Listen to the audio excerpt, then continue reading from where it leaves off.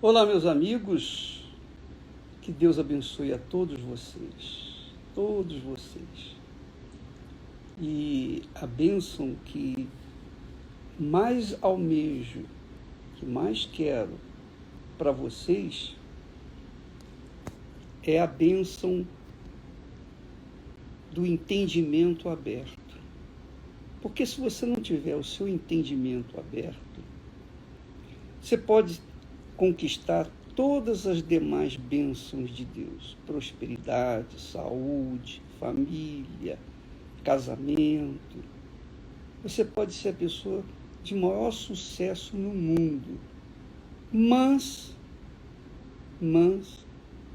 se o Espírito de Deus não abrir o seu entendimento, abrir os seus olhos espirituais, não remover as escamas que as pessoas têm nos seus olhos espirituais, ela vai perder tudo. Ela pode conquistar o mundo inteiro, mas vai perdê-lo por conta de não entender e não aplicar os pensamentos de Deus na sua própria vida.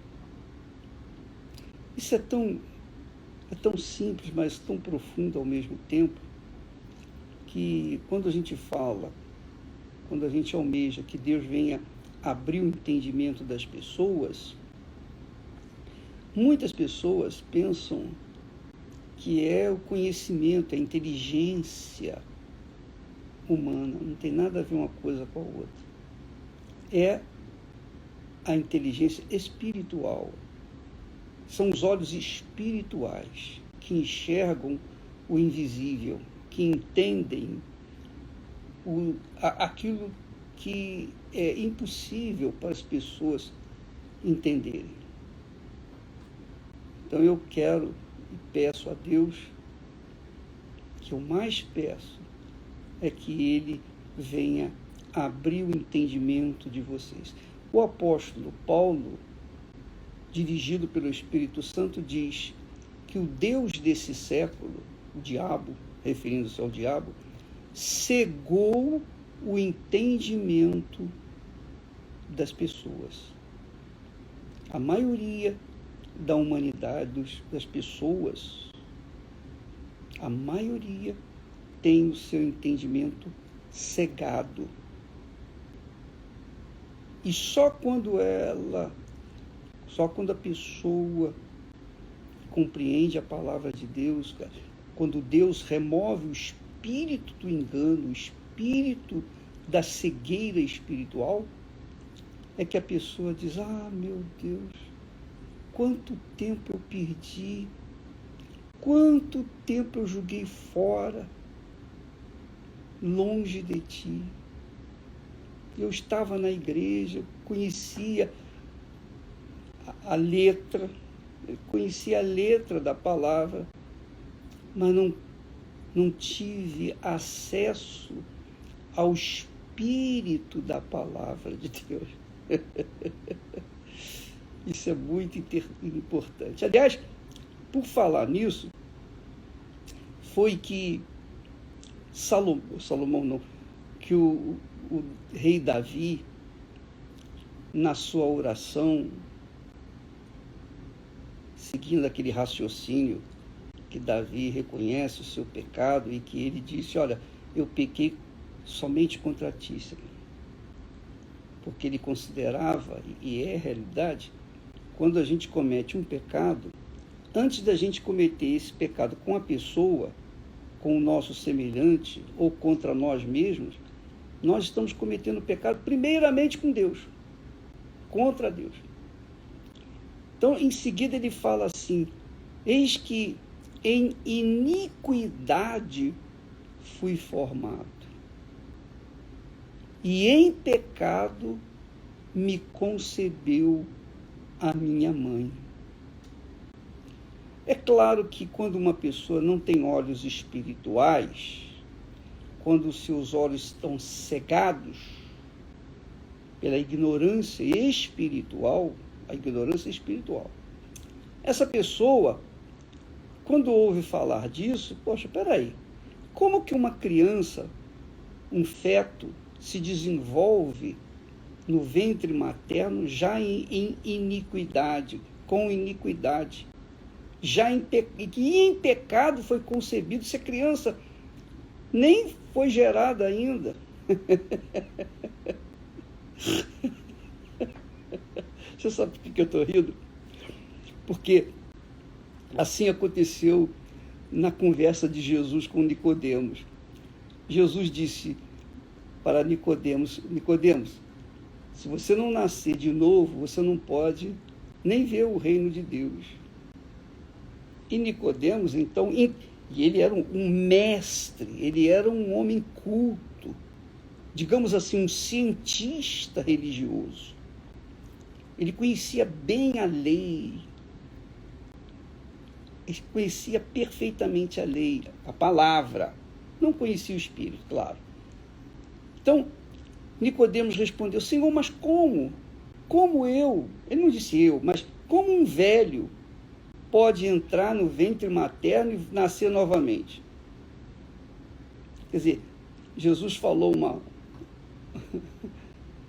deu para ele a dica de como ele tinha que acontecer com ele, nascer de novo.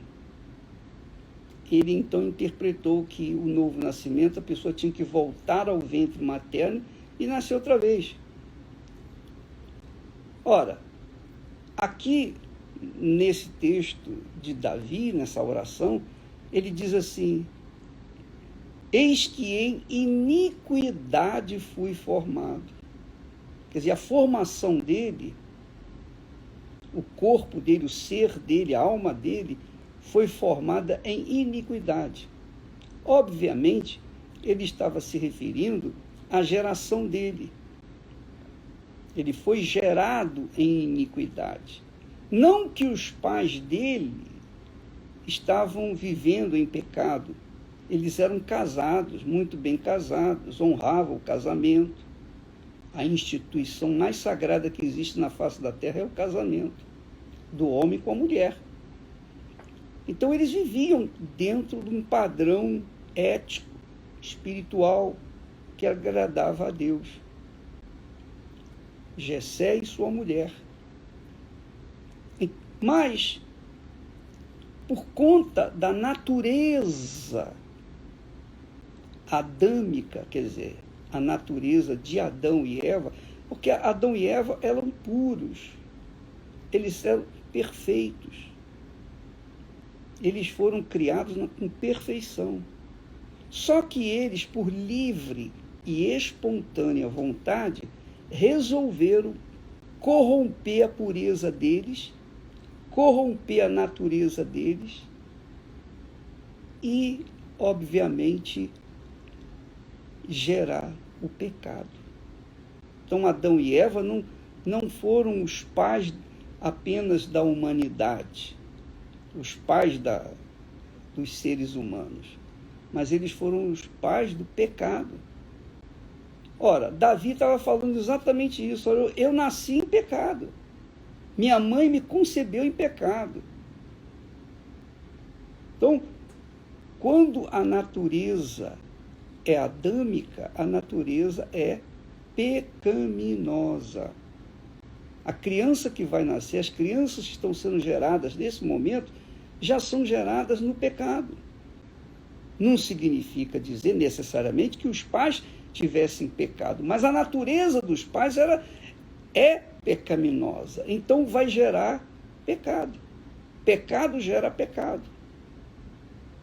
Só quando a pessoa nasce de novo, só quando ela é gerada pela água, pelo Espírito Santo, que ela se torna filha de Deus. Então as pessoas não nascem filhos de Deus. Aquela conversa mole para boi dormir que diz assim: Deus me deu um filho. Deus deu um filho coisa nenhuma. Deus lhe deu condições para você ter filhos. mas foi você que gerou os filhos com o seu marido ou com a sua mulher.